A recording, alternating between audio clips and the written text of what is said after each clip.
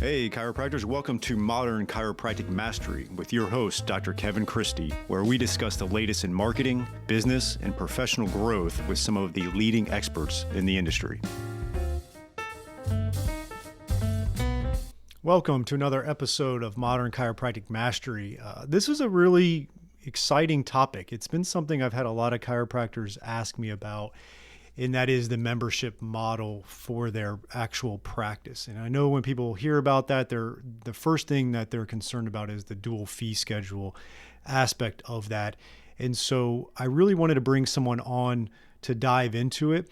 I got a lot more out of it than I was even expecting. I brought on Bodzin, and we dive into all things membership and cash, but then we talk a lot about the psychology of the patient, some of the friction points, and you'll take a lot out of this that may not even relate to having a membership in your practice, but it's definitely something that I'm investigating. And he does a great job of laying out how you could strategically do this, even if you accept auto accident patients or you're in network with that one insurance and you're concerned about the dual fee schedule. We talk about what you can do time of service discount wise, that the OIG allows. Like we dive into a lot of things that will answer a lot of your questions, but then probably, cause you to have more questions. And he's just a great resource for that. And so we got a lot out of it. This episode is a little bit longer than I usually do because I didn't want to stop it because we were diving into great things. And, we talk about even certain things about treatment planning and you can take some of it how you want to. We had a great back and forth on different ideas. And overall, I want you to just start investigating the idea of memberships and how, there's the impact of it for the patient positively and, obviously for your practice potentially. It's become such a common way of businesses running, and he dives into that, which I really like to hear that information as well. But you can do it. There's certain things you'll need to add or look into to make it happen, but it doesn't seem that complicated at all. And we just had a great conversation around it. And I think I came away from this conversation a lot clearer on the actual probability of being able to do a membership model in even my practice. So I'll be diving into it deeper. And I hope this interview with Bodzin creates that for you as well. So here we go, a little bit longer, great information. Stick with us to the end. I know you won't regret it. Before we get to the episode, I want to tell you about my friend and colleague, Dr. Holly Tucker of ChiroNumbers.com. Have you been in practice a few years now and you're wondering when your business will start to reward you financially? Are you so overwhelmed with the day-to-day business management that it is hard to see your success? Or are you trying to expand your team and worried about the impact to the bottom line? Dr. Holly is a certified profit-first professional and a chiropractor herself, who has managed multiple practices over the past 10 years and consults specifically on implementing the cash flow system of Profit First for chiropractors. Simplify the way you look at stats, metrics, and your own compensation through this methodology by working with someone with unique experience in your business model. Visit bit.ly/chironumbers to get your guide and video training. Download the first 2 chapters of Profit First and subscribe to her weekly 5-minute Friday series on profitability. Start to feel less overwhelmed, avoid burnout, and clean up your finances so you can focus on patient care. Again, that's bit.ly/chironumbers for access to Dr. Holly's resources. I hope you enjoy this week's podcast. All right. Welcome to the show, Miles. I really appreciate your time today. I'm excited to dive into this topic. I reached out to you because it's something that a lot of people are asking about, and we'll get to it in a second. But before we do, tell us about yourself personally and professionally, and then we'll go from there. Hey, Kevin, thanks for having me. And, this question comes up often when we're being interviewed about, talking about yourself. I'm not a big fan about speaking to myself. I always feel a little awkward about it, but I appreciate you asking. Personally, I'm married. I've been in San Diego, California for a long ass time, since the mid 80s, and practiced for about 20 years here in San Diego. Got 2 great kids. They're grown up now, and actually we're coming up next week. We're coming up on my wife and I's 31st wedding anniversary. So from a personal standpoint, life's been great. We've been very blessed. We're very joyful for the things we have. Not to say we haven't had our challenges in life. And, you know, I mentioned at the very beginning here, I'm not a big fan of speaking about myself. So one way I've done to avoid having to answer that question is we actually did a movie a number of years ago called The Calling. Because when the question came up, I said, I get my easy answer is go watch the movie, The Calling movie. And it tells the story of who we are and a little background. It's a fun chiropractic movie. And all kidding aside, I encourage chiropractors and those interested in chiropractic to seriously go watch the movie, The Calling movie. You could stream it at thecallingmovie.com, just to throw a little plug out there. And it's a story of becoming a chiropractor, what it is to be called to serve as a chiropractor, and some of the successes and some of the challenges we all face and go through. And I think even the topic we're going to talk about today is very well illustrated in that movie. Some of the personal challenges we went through in overcoming crappy insurance, let's just say it that way, from the time I was in practice. So I encourage you to watch it. That's my best way of answering that question is go take a few minutes and watch it. I think you'll find it entertaining. I also think you'll find it very inspiring. That's what we're often told. Yeah, that's perfect. So then tell us a little bit about the transition from practice to now you're the founder and CEO of Cash Practice Software, and tell us a little bit about what you're doing there and how long you've been at it. And I'd love to just dive into that for a minute. So, you know, like a lot of great stories, you know, this whole notion of having a successful software company, it wasn't the intention. I didn't wake up one day and say, I'm going to be an entrepreneur and build out this software company. I created software in my own practice. Just a little background. I have a background in engineering prior to chiropractic. So when I was in chiropractic practice, I ran into a lot of challenges, like a lot of your listeners. We all run into challenges and we want solutions for it. And this is back in the late 90s, early 2000s, when, you know, I know today you go online, you find a million software programs for every problem out in the sun. You just Google it and you find things.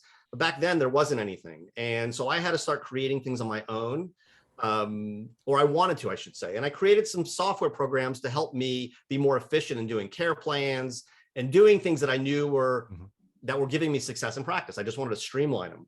And that turned into other doctors wanting to use it, like a lot of great products, you know, people like, hey, what are you doing? I want to do that too. And it kind of organically grew from something like that, where we went from myself using it to doctors taking me out to lunch and them wanting to use it. And before we knew it, we had hundreds of doctors using it. And now we have thousands of doctors using it. And it's turned into this platform now where we literally have thousands of practices that are following the systems that we teach, utilizing the software to imply those systems. And, you know, they're having tremendous success in practice as a result of it. And it's one thing to be out there, and I love coaches, I love working with them, but it's one thing to be out there and coach and teach this stuff. Yep. It's another thing to give people the actual tools to roll up your sleeves, use the tool, and it gives you the actual system to do. It's one thing to talk about a system, it's another thing to actually have a system.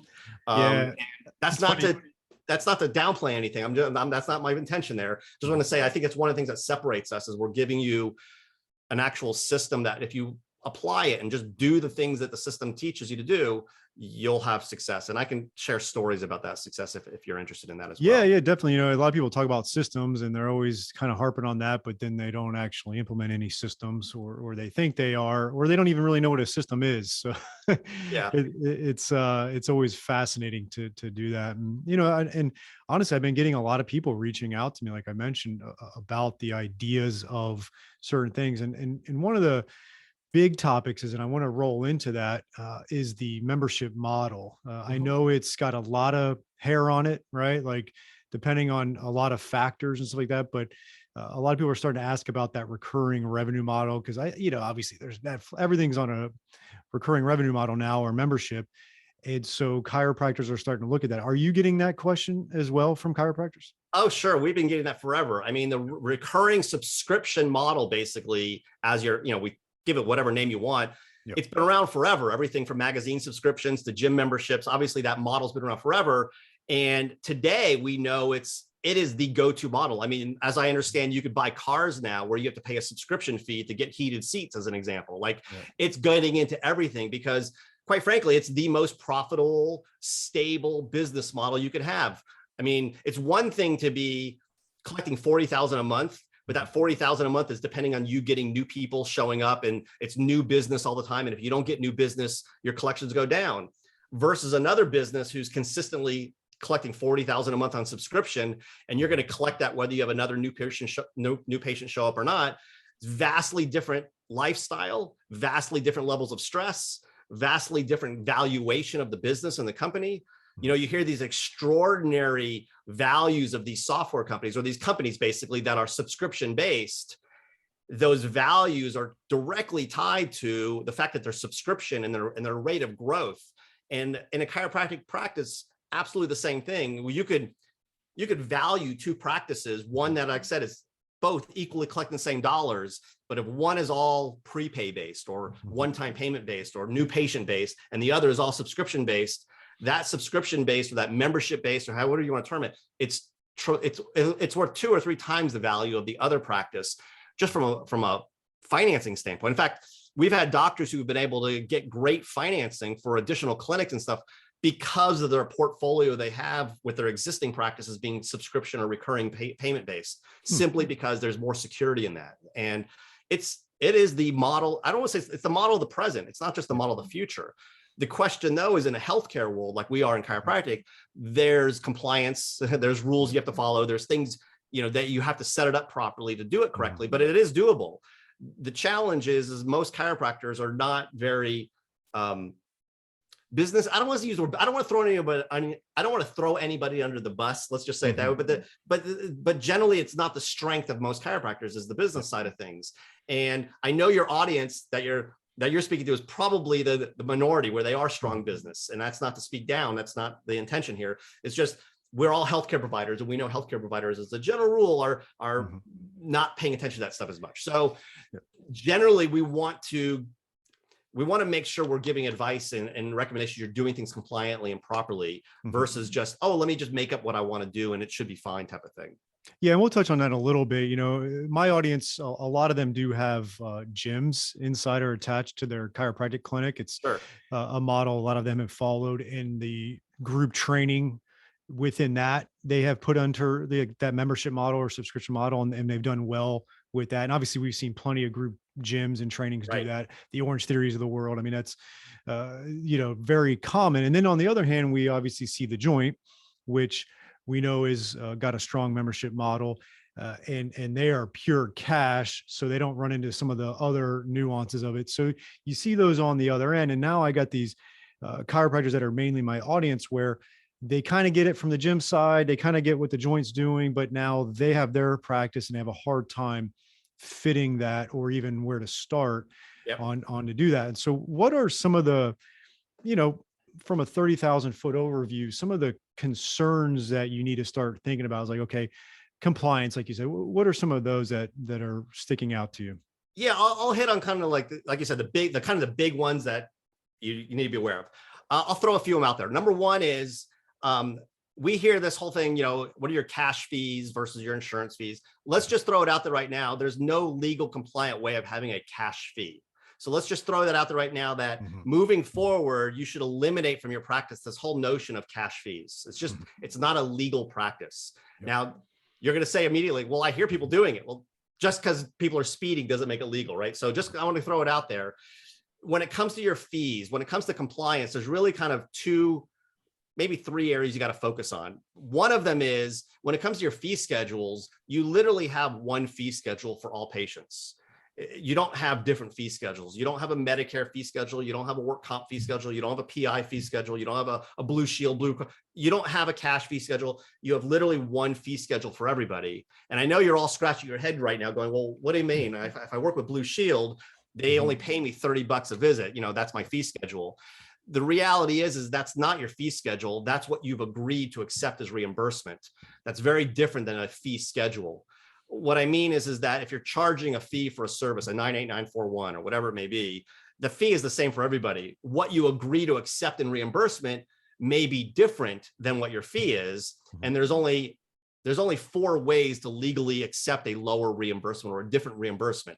So when it comes to the compliance side of things, what I'm kind of giving the broad stroke view of it here is that when it comes to you getting, oh, I want my cash patients to pay a lesser fee than my PA patients, as an example, there's compliant ways you have to do that. In essence, when it comes to you discounting your services, which is a common practice in a subscription model, is you're going to provide some kind of discount. There's legal ways and not legal ways of doing that. Mm-hmm. And so when someone sets this up, they got to make sure that the way they're doing their discounts are done properly.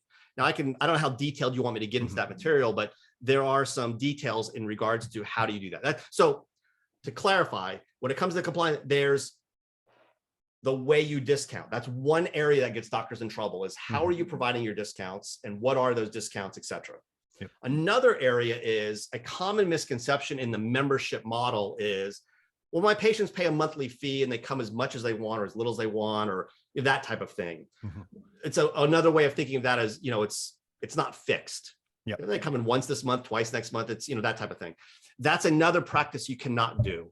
Mm-hmm. You must have fixed services for what your fee is. So if you're charging them $200 a month, maybe that's for 2 adjustments and 2 massages. Mm-hmm. And that's what they get every month. They get a set number of services. It's defined. Yeah. It's not ambiguous.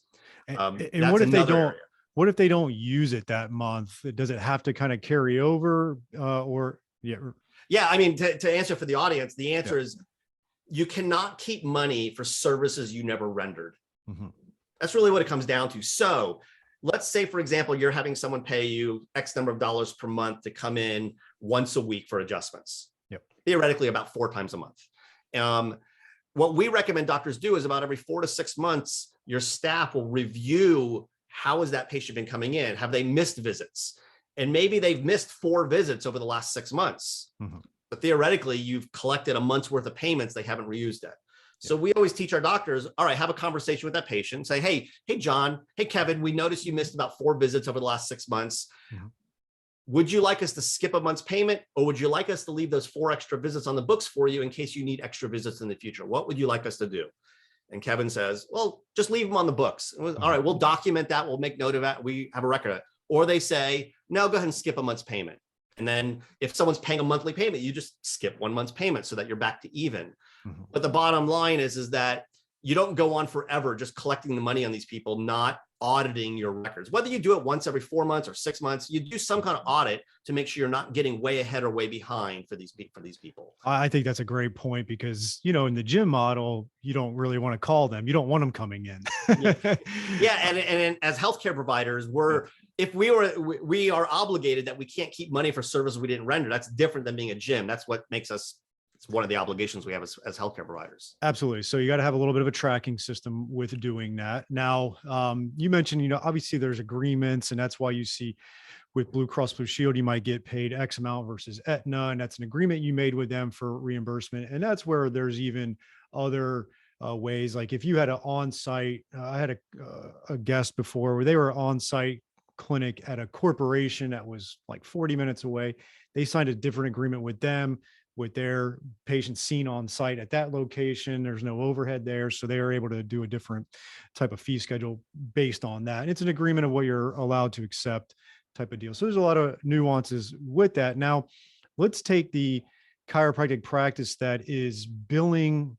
Let's say they're out of network with insurances and they're billing out of network, but they want to run a membership model. Could you theoretically do that with having insurance out of network and also a membership model in the same practice? Yeah, absolutely you can. Okay. Really what it comes down to, it's not whether you're in network or out of network, or whether you're taking insurance or not taking insurance. It's that you're charging the same fee for all your patients, all of them, meaning even your membership people, they're not, let me back it up for a second. Mm-hmm. Let's go back to the case let's go to the building one. When you think of Legos, you have individual building blocks and then you build a building. Let's get to the one Lego of chiropractic.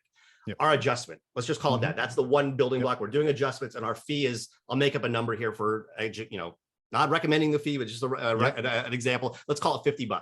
Yep. That $50 is what you charge the insurance company, even if they only reimburse you $30. It's also what you charge your membership member. They're paying you once, they're coming in, let's say 4 times a month for it's $200 value. Okay. It's $50 a visit. No problem with that. They're paying the same fee. You're building up the same fee. Now the question is now from the Blue Shield company or the insurance company, you're only getting reimbursed $35 because you sign an agreement that's what you're willing to take. And for the membership patient, you're saying, well, what am I getting paid them? Am I able to discount it? The answer is you could all day long provide a discount as long as you follow some rules. And there's a couple rules you follow. Well, one main one. And the main rule is that you can provide a prompt pay discount to that membership member on their services up to about 15%. Yep. And that cap is from the OIG. That's where that comes from, the Office of the U.S. OIG. For this is in America. I don't know if you have listeners outside of America. But I do. Yeah. Okay. But they can extrapolate.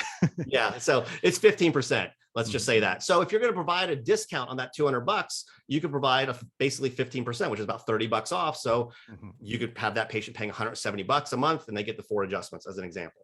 Perfect. If you want to do a discount larger than 15%, you can, but then you have to use an outside program like what's called a DMPO, a discount medical plan organization. And we work with a whole bunch of them. One of them out there is a common one. The biggest one, chiropractic, is a company called ChiroHealth USA. Yep. But you can use them as an example. And when you do that, that allows you now to do larger discounts. Perfect. Going back specifically to your question, though, about the insurance patients as an example, let's say you do have someone who's insurance who's also in a membership. Let's just use that as an example. You have a mixture. Maybe they're coming in every month 4 times. I'm just going to make this up. You're going to do 4 adjustments and 4 therapies. And let's say the adjustments are covered by insurance and the therapies are not. And so they're paying a monthly fee. That monthly fee is just going to be based upon, all right, what is the patient portion for each of those insured visits? So maybe it's $20. So you add up the $20, and then you're going to add up their portion of the therapy. And in that case, specifically in this case, the therapy that's not covered, you could apply the prompt pay discount to. Yep. But the adjustments that are covered by insurance, you cannot discount. Yep.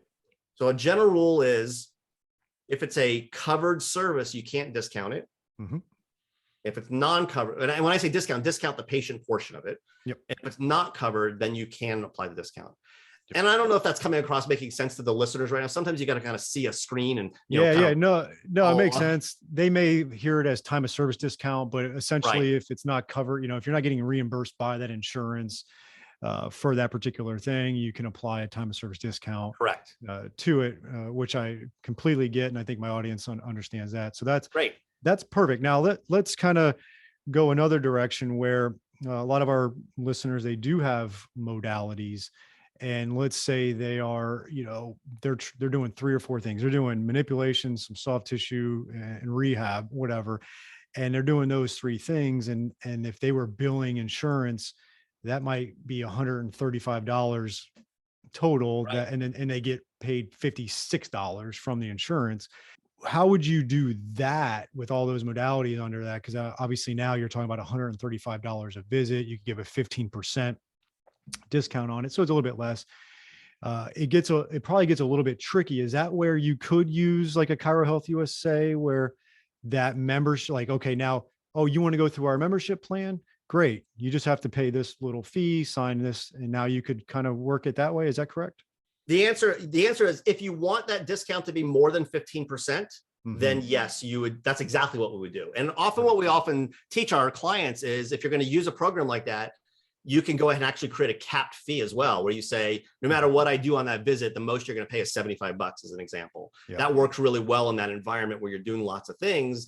It gives you the benefit of being able to fully bill it out to insurance. Even, maybe your PI case, you're making $200 a visit doing all that stuff, but your private pay patient is going to get those same services. And because they're part of the DMPO, they're going to get a capped fee of $75 for those services. Perfect. So yeah, that's a great strategy for doing that. And it has nothing to do with whether by the way, this has nothing to do whether you're collecting this on a monthly subscription or whether they're paying 1 visit at a time or they're prepaying. The way you collect the money or the strategy you collect the money is completely independent of the way you get reimbursed. The way you not charge, but the way you get reimbursed, meaning, or the value of the reimbursement.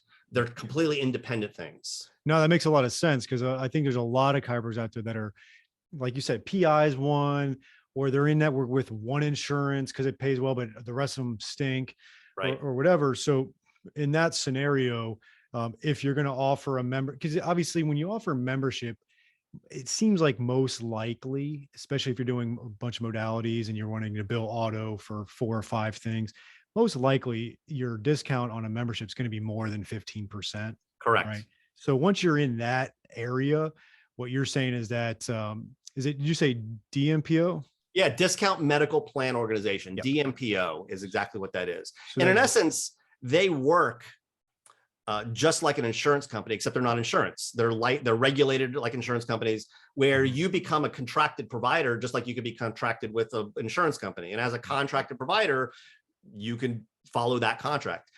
You might say, I'm giving these people a 25% discount or 30% discount based on that contract.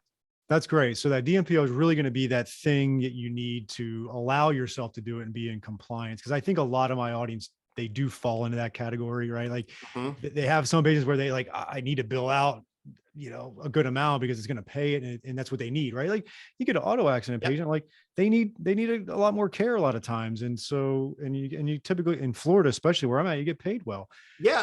And there's nothing wrong with getting paid well. I mean, you shouldn't apologize if you're supposed to get $250, $300 a visit. Yeah. Listen, I'm sure you've all been to the MD or the dentist and you walk out with a $500 bill for one visit. I mean, so the reality is that you shouldn't apologize for getting paid well for our services. Absolutely, you should.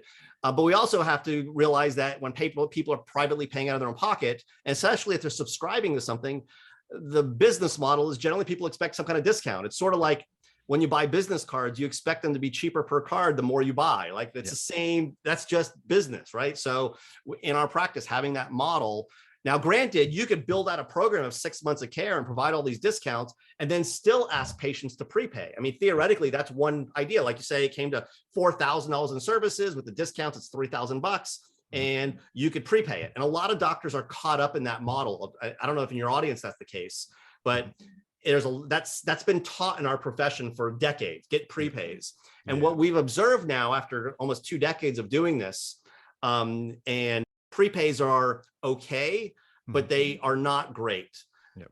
Generally, doctors are doing lots of prepays all suffer from the same problem when I interview them. And that is they all suffer from terrible re-sign rates. At the end of the prepay, most people don't continue with really kind of any regular. They may show up once in a while, but they're not on a regular program. The practices that do the subscription, where the monthly auto debit on from day one, your 6 months of care, Kevin, and you're paying us $400 a month for the next 6 months. And then at the end of 6 months, you're going to go to wellness care and it's going to drop down to $175 a month.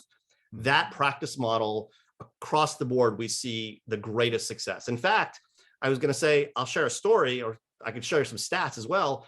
In general, when doctors follow this model, if they're following not just the business model of the recurring payments, there's some other components to this, but if they follow all these systems that we teach, and not just teach it, but give them the tools to do it. Actually, like that's a difference here. It's one thing to teach it, it's another to give you the tool. We now have the history now of almost 2 decades of data showing on average, our members will grow about 24% a year, every year. That makes sense. So they've been under practice 12 years. Year 12, they still grow another 24% in year 12, not just the first couple of years. And our data shows it in practice after practice after practice. We have offices that started off doing 100,000 a month or 100,000 a year, I'm saying, and a decade later, they're doing 2 million a year, just following the model, Because as any business, as you add subscriptions and you're not losing others, you just keep growing and growing and growing and growing. That's just the nature of it. And part of me interviewing is for selfish reasons too, because definitely looking into it for my practice, I still own I don't practice now, but I own and operate our practice. And so I wanted to touch on something you said, and there's like this psychological thing. I think you talked about like patients that buy packages and they don't re-up. I feel like, and I've seen is there's like that psychological issue of like, loading up a lot more money out front again. And so what ends up happening, and you can correct me if I'm wrong, is like, they may even really like that chiropractor and like that service. They don't want to make that big commitment again. So they just fall off completely. And so they don't come back in like you think they would. And sometimes even if you offered a pay as you go option, like just pay, they don't realize that because they were sold like that 3,000 or 4,000 plan. And so they just almost assume that every time my thing's up, I got to dump out another 3,000 or 4,000, and they lose that. Is that correct? Kevin, you're 100% correct. There's a lot of psychology, a tremendous amount. In fact, you bring up the word psychology. I'll just share with you, when I was struggling in practice and I finally started seeing success and made some changes in my practice, there was a period of time where I turned my practice into a laboratory, where I set up a video camera. And patients would ask me, hey, what's the camera for? And I'd say, well, it's funny you should ask. I would love to interview you. Can I interview? Just like you're interviewing me right now. And I would start asking them questions. And I would ask them things like, hey, Mary, you've been here for 2 years. You're on 200 visits now. Why are you still coming in? I'm really curious what drives you to be here.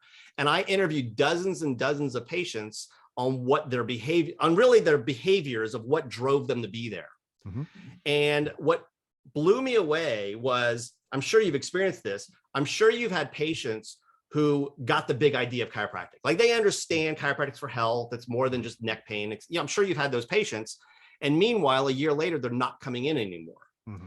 And I'm sure you've also had patients who've been with you for years who still don't understand what chiropractic is, but they're still showing up. And I was always like, well, I was taught as a chiropractor in school, and when I first got out, that I needed to educate my patients. If they just understood what I did, they understood chiropractic, they would follow me to the ends of the earth. They would do what I do. In fact, there's a saying in our profession, right? If you knew what I knew, you would do what I do, right? I mean, we've all heard that saying, preach from the stage. And I came to realize I had lots of patients who knew what I knew and weren't doing what I do. Mm-hmm. And I had plenty of people who didn't know what I know, and yet we're doing it, right? Mm-hmm. And it got me curious. As an engineer, it got me really curious, what's going on here? So I started interviewing people and trying to figure this out. And what I came to the conclusion was there was 4 key elements to driving the behavior of our patients. It really distilled down to 4 things. And it wasn't, hey, Miles, you're a great chiropractor. It wasn't, I love your adjustments. It wasn't any of that stuff. It came down to 4 things. And I'll circle back to your question of the end of that transition in just a moment here, because it kind of ties into this. These 4 elements they distilled it down to is, one is we've already kind of talked about, this whole notion of being on a care plan. Mm-hmm. What I discovered was, and when I say discovered, it's not like others hadn't thought of this stuff, but in my own surveying, I came to these 4 things. Number 1 was patients loved knowing what they were signing up for. They loved having forecasted. They loved knowing the future. They loved knowing what their payments were. They loved knowing what their commitments were, that they liked that. They hated not knowing the future. Mm-hmm. Okay. Number 2, they loved the fact that we automated payments, that we were on the subscription model, that it was all automated. They came back and said, I love the fact that it's automated. I don't have to think about it. It's, I come in, I get adjusted. I don't have to think about it. So we call that frictionless payments. We refer to it as making it really frictionless. The third thing we identified was patients needed feedback clinically. They needed to know how they were doing. That if doctors failed, in fact, I'm sure doctors listening right now have had this happen. You've had patients who've come to you from other chiropractors, and if you ask them, why are you coming to me? Why are you not going back to the other doctor? You might have heard them say things like, well, I just don't know how I was doing over there. Or I just felt like they wanted me to keep coming back. Those kind of negative sentiments. That comes from the prior doctor's complete failure to communicate progress the patient was making, especially once they were feeling better. So patients really needed feedback to perform. And we see that in all things, not just in chiropractic, but people do better when they get feedback. And the 4th thing, which is the one we kind of think of already as patient education, is they needed frequent contact. Mm-hmm. They needed to hear from us from a marketing perspective on a regular basis. So we now refer to these as the 4 Fs. People, it's an easy way to remember it. The 4 Fs. They need forecasting of care. They need frictionless payments. They need feedback, and they need frequent contact. Those 4 things are the principles or the systems you need to do in practice that leads to longevity, leads to them becoming loyal to you as a practice member. All right, docs, here is a new opportunity for you from Darcy Sullivan of Propel. She is our SEO specialist in helping out many chiropractors with their search engine optimization and making sure Google is finding you and getting you new patients. It's amazing how many new patients chiropractors can get and are getting when they do the SEO right and a few other things. And Darcy is offering a free SEO workshop just for chiropractors, and you can sign up for that at bit.ly/propelmcm.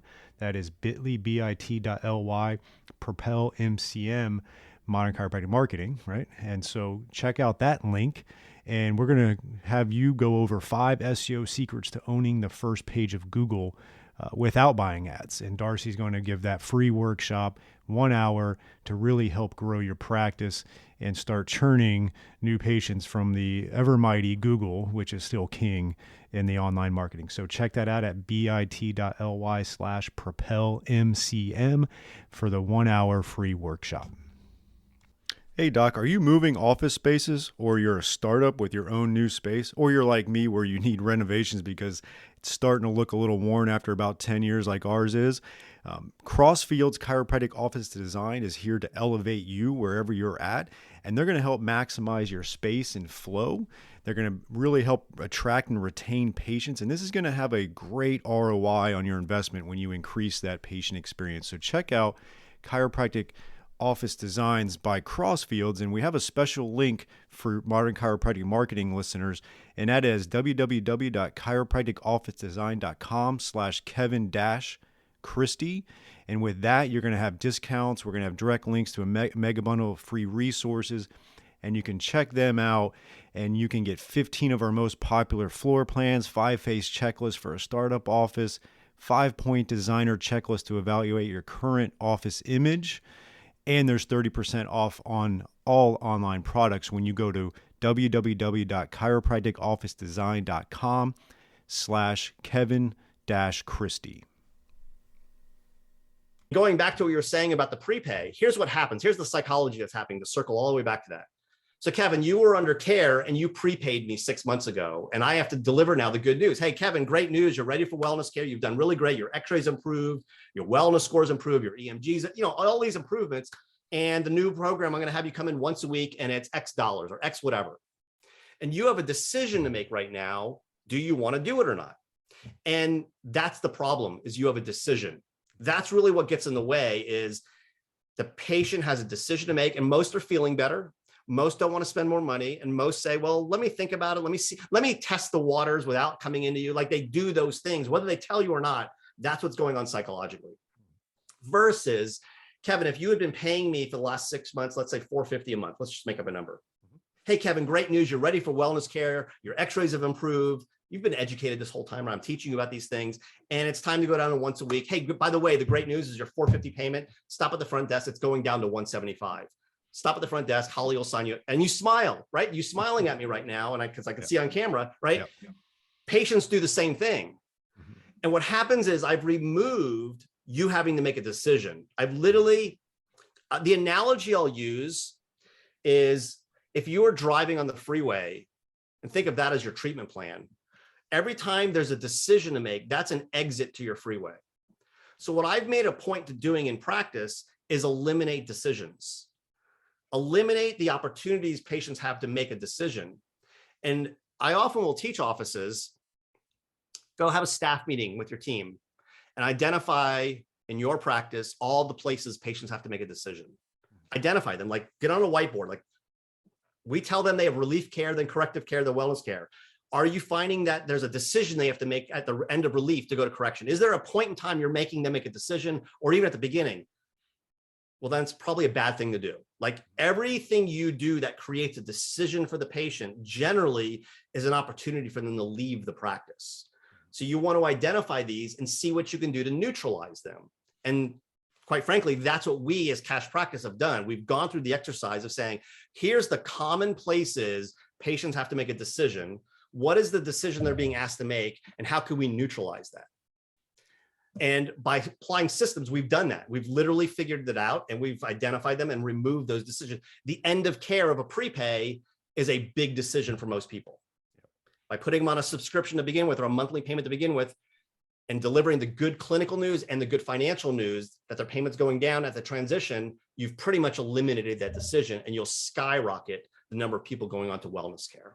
Yeah, that's phenomenal. I mean, I'm glad I asked that question, because that was a phenomenal answer. So I think that really resonates with a lot of people. And so we've covered a lot of information around it. We obviously have tackled, okay, if you're a pure cash practice already and your fees are right, you could probably roll right into it. If you're trying to build PI or other insurances, there's that other option as far as getting like a Chiro Health USA or whoever involved into that. But then obviously now there's because you got to track this type of stuff, and you got to have like you said, a system to do it. Otherwise it can be a spreadsheet from hell that no one can keep up with. So what do you in your system, what does it tackle to make this a reality, and to where it's almost like, you could have turnover at the front desk and it doesn't, I think that's where everybody's always fearful of implementing new things, that what if my front desk person leaves, right? Because that happens all the time. So tell us a little bit about what you're able to solve and to be able to implement this membership model, no matter who you are as a chiropractor? Yeah, that's a great question. I'll start off with saying, if you're seeing routine staff turnover, if you are seeing that, it's because one of the major reasons they're not happy at the front desk. And if they're not happy, you want to do things to make them happier. And I'll tell you, when we're out in public, at a chiropractic event or something, and the doctors, our clients come up to us, the doctors are always happy. Shake our hands, good to see you. And they're very core, everybody's happy. The staff hug us and kiss us. They love our systems because it makes their life easier in the practice. So I just want to throw that out there, that doctors who use our system, generally we're not seeing this high turnover. But with that being said, what does it do? Well, I mentioned these 4 F's. Basically, we have systems that accomplish and help you accomplish. It helps you apply the 4 F's. So we have a system for forecasting care called our care plan calculator. It's a compliant program that helps you build out your actual care plans. These are tried and true, tested programs that calculate everything correctly, has the proper legal terms for you. It builds out the actual contract for patients to purchase your services. It's been literally used on probably over 1 million patients already. It's phenomenal. Now, that program will help you build out the actual subscription. That's what it does. It helps you put in your fees, put in your services, what can be discounted, what can't be discounted, calculates everything for you. It builds out the payment options. It does everything for you. So that's the care plan calculator, number 1. Number 2, frictionless payments. So what is that? That's your auto debits. That's your payment processing. But it's not just your recurring payments. It's literally making all payment processing frictionless. So Kevin, you're not on an auto debit. You want to come in and pay me 1 visit at a time. Well, I want to make that frictionless. I want to make it so that you don't have to stop at the desk and pay every time, that it's automated, even if it's not a recurring payment. I want to make it that if your credit card expires, it'll automatically update for you without us having to ask you. If your payment declines, I want it to automatically notify you to update your billing and pay that payment. I want it to do everything automatically. I want to collect payments online for an appointment deposit, as an example. I want to make it super easy. That's our auto debit system. You name it when it comes to payment processing. Its job is, it's designed for chiropractors and healthcare practitioners to really make it frictionless for patients, I should say. I will also mention, when it comes to payments, the question everybody always asks, and I know your listeners are asking right now, is, what about fees and rates and all that stuff? Let me just throw it out there right now. We beat probably 99% of what's out there. So if you're out there with another, provider that's in chiropractic or another outside provider, I can't say I guarantee it, but probably 99% of the time that we get your rates, we're able to significantly beat what you currently have. So let me just put that out there real quick, just to kind of. That's the merchant processing fees you're mentioning? Yeah, the merchant processing fees, exactly. Because every payment processing you can't get away from those fees no matter what. No. I will say there's this kind of, I think, a scam. I wouldn't call it a scam, but there's this thing being promoted to chiropractors right now about pay $60 a month and get all the processing you want with no extra cost. What you don't realize is those costs are being passed on to your patient. So that's a business model where you're actually having your patients pay your processing fees. I don't know of any successful business that finds that a successful business model. It may save you a few bucks, but you're probably damaging your reputation on the back end by having your patients being charged your fees for credit card processing. There's a lot that goes on in the industry. I just kind of throw that out there. The third system we have is a system called the Wellness Score, which is for feedback. In essence, it's a way for me to give my patients a report card on how they're doing. Report cards are great on giving feedback. Are you an A, a B, a C? And it's super customizable. You put in whatever it is you measure, and it calculates a grade for them, and it lets you go ahead, report back to the patient their progress. And then the fourth F I mentioned was frequent contact. We know there's lots of things chiropractors do for patient education, everything from having TVs in your office to brochures and all that kind of stuff. Our system is an email marketing platform. If you think of a MailChimp or an Infusionsoft or something like that, it's basically that type of program, except it comes pre-built with a library of chiropractic content. So if you want to, get something out of the box that already comes with content in it, that's our drip ed system. It already has it in there. And when you apply these 4 F's, one thing I haven't mentioned yet is what we teach is a process of creating loyal patients. So we've developed and I mentioned earlier what I was saying before about answering the prepay question about the patients going through this process of becoming loyal to the practice or becoming high retention. We refer to that as the loyal patient journey. There's literally a journey we put people through that turns them into loyal patients. Let me throw out a URL for everybody. If you go to loyalpatientjourney.com, loyalpatientjourney.com. It's a free resource. You can go look at this. It's an interactive page where it outlines the 11 steps of the journey. It also, I mentioned earlier about the decisions patients have to make where they drop out of care. We call those the danger zones. You'll see on that journey big symbols that look like a danger. Click on it and it'll outline, this is the reason people drop out at that point. Here's what you could do to avoid that danger. Think of it like a game, like Chutes and Ladders or something. You kind of go through the game board. And so in essence, our systems, to summarize, Cash Practice Systems does 4 things. It gives you the care plan calculator for forecasting care, the auto debit system for frictionless payments, the wellness score for feedback, and the drip education system for frequent contact. And doctors can pick and choose what they want to use. They don't have to use it all if they don't want to. Most practices use 2 or 3, if not all 4 of the systems in combination. I liked your conversation about loyalty and loyal patients. You know, I have a mastermind I put together, and it's mostly sports chiropractors, and a lot of us have kind of tended to acute care, sports injuries, get them in, get them out type of thing. But we had this whole conversation in our mastermind.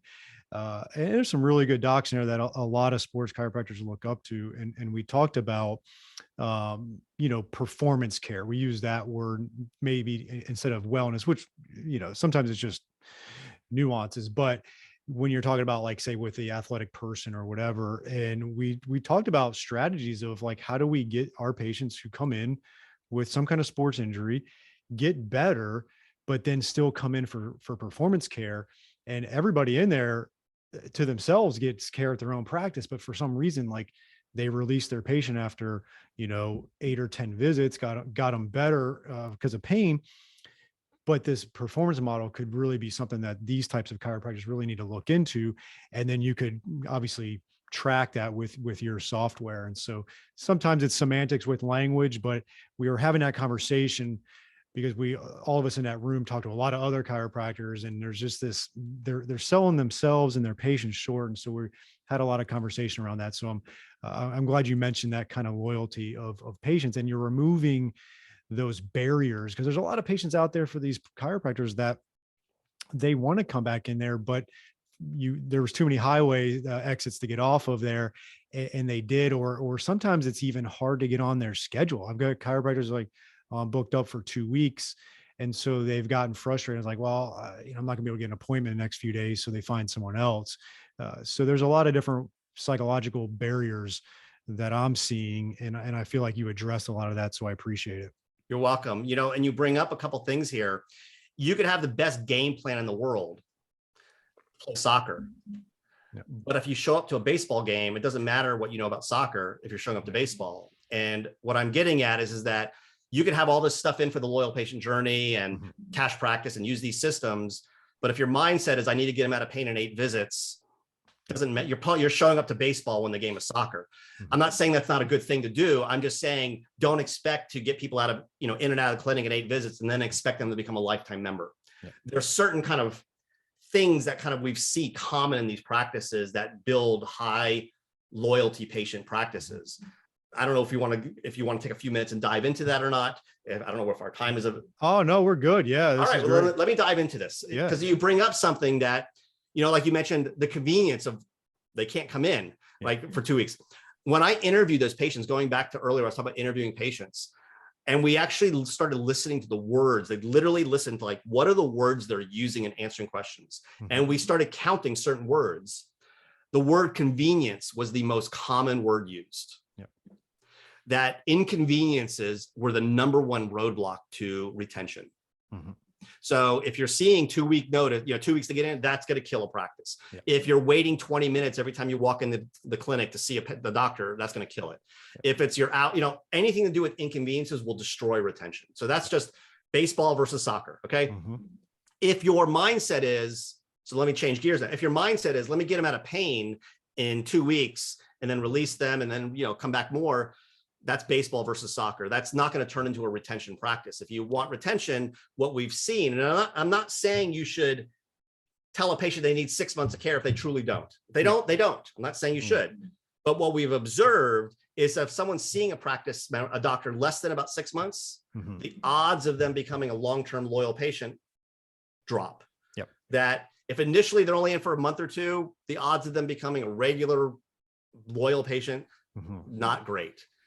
5 months, 4 or 5 months, 6 months, you're really starting to improve the opportunity for that person to become a loyal practitioner. And I want to touch on it. And that's what I was kind of saying in this room we were at, because again, some of my audience, they would hear that and be like, oh, it doesn't make sense to me. But really it does, because, a lot of times these same chiropractors, they're very function based. Like they're always trying to get people to return to function, but then they use pain as their guidance of like discharging them from care. It's like, oh, you're better. It's like, oh, well, did you actually improve the function? And are they now resilient within having that function?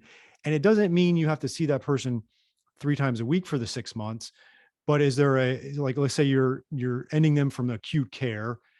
That's where we were talking about having that conversation about performance care and what that is. If this is a marathon runner, the frequency might be a little bit more. If it's someone that sits at a desk, it could be a little bit less. You use your clinical judgment to do that. But the idea of 6 months, it doesn't have to be crazy. No. And I think that's not at key. all. I think you brought up the elephant in the room. What I mean by that is that you said they're functional, but they're releasing them on symptoms. And a conversation I'll often have with doctors is one I'll bring up right now. And that is, doctors, do you know what your product is? Here's what I mean by that. Kevin, I think I'm going to guess you know the answer to this. We know orthodontists sell a product. And the product they sell is smiles, right? It's not braces. It's not treatment plans. They sell straight teeth. That is their product. That when you go there, that's what you're expecting. When you sign up and say, here's my money, here's my next 3 years of my life coming in here, I expect at the end of 3 years and all this money I'm giving you that me or my kid are going to have straight teeth. That's the exchange. That is the agreement. And my question is, doctors listening right now, when patients commit to some time and give you money, what is the agreement? What should they expect to have at the end of that? And if in your mind, it's just pain relief, then that's what it is. But if it's not, and it's functional improvement, let me use another example. Let's say it's restoring cervical curves. Let's just use that it's an easy thing to think of. Let's just pretend that's what the end goal is. That my product in my practice is that when patients commit to care, I'm going to deliver to them a cervical curve versus an alordotic spine. That's my product. So I know that's how I can judge whether they're ready for wellness. Now, whether you agree with that or not is not the point here. You may have it where it's not cervical curve restoration. It's I'm able to restore cervical mobility or motion or function. If that's your product, well, then that's what you need to deliver before you're ready to go into performance care. Going back to the orthodontist analogy, 4 different patients go to the orthodontist. Patient 1 comes in because they literally have pain in their jaw, which I know is not common, but let's just pretend they have pain in their jaw because their teeth are so crowded. That's their motivation for going in, pain. The second person shows up and has no pain. They're showing up because they have tooth decay. Why do they have tooth decay? Because their teeth are so crowded, they can't floss properly, and it's leading to tooth decay. So they're getting to the cause and going to the orthodontist to get straight teeth so they can properly floss and care for their teeth. Third person shows up, the orthodontist, doesn't have pain, doesn't have decay, but they have jacked up teeth and they never smile. And they always, they're always looking angry because they never smile. And because they're angry all the time or look angry, they never get a job. So they're going to the orthodontist to get straight teeth so they can improve their self-esteem. Patient 4 shows up to the orthodontist, has none of those things.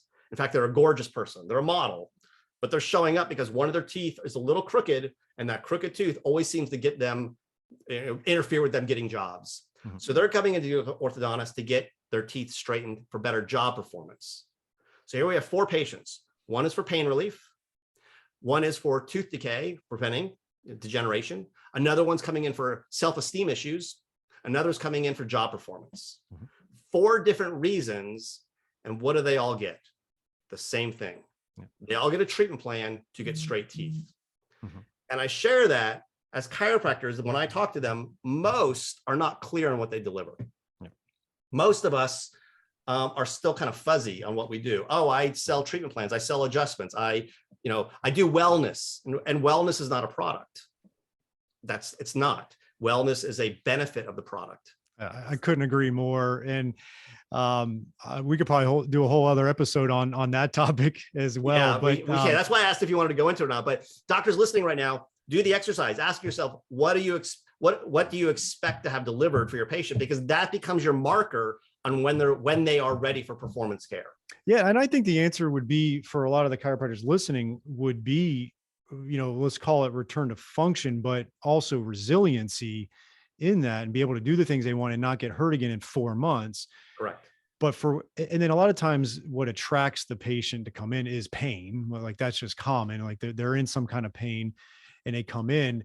And so that's where you talk about, like, with some of the education components of it, is having those conversations and making them realize, okay, yeah, like, we're going to get you out of pain, then we're going to return some function, but now we got to do some things maybe a little more consistently to actually keep it that way. And I think that's a lot of times the product, at least in my mind, from some of the chiropractors I talk to. And I think that's the thing they're not actually doing. Yeah. When you phrase it the way you just phrased it, which is very common in our profession, it sets the patient up with certain expectations. There's this relief phase, and then there's this corrective phase. And I'll share with you, one of the things we teach is don't do that. Mm-hmm. Don't tell the patient there's this relief. And then, I know we're running long on time, so I'll say this one, because I love sharing this stuff, and I know doctors will benefit from it.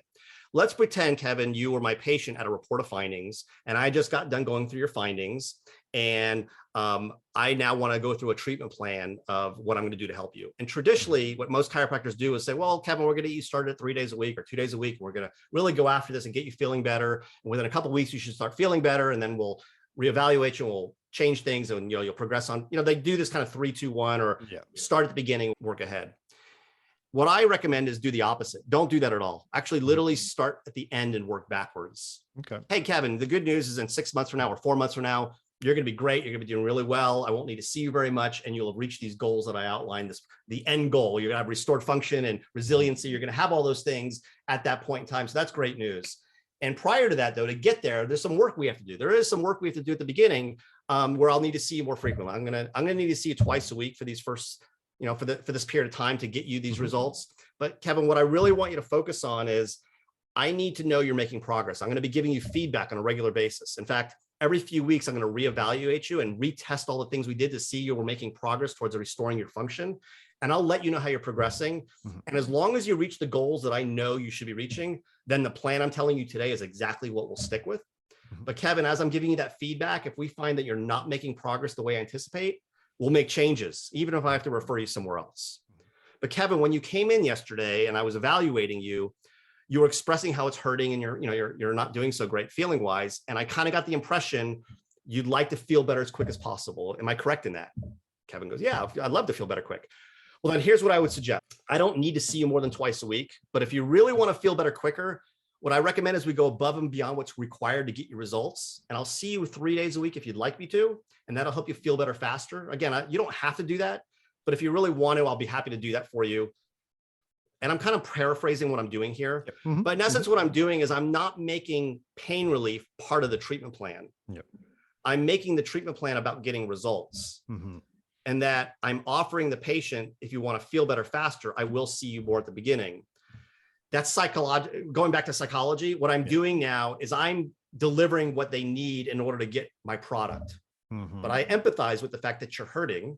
Mm-hmm. Because I do, I'm going to then free up some time in my schedule. I'm going to see you some extra visits. That'll help you feel better quicker. Me as a doctor, I don't care whether you feel better fast or not. That's not my job. Mm-hmm.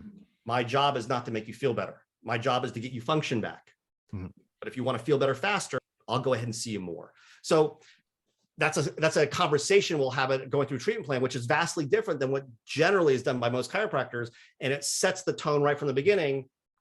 This isn't about pain relief. This is about getting your end result. So, and I know we're going long here, so I'll stop with that. That was perfect. No, this is good. Like, the communication is huge, and it ties into the whole thing. So, but I do appreciate the extra time you gave us.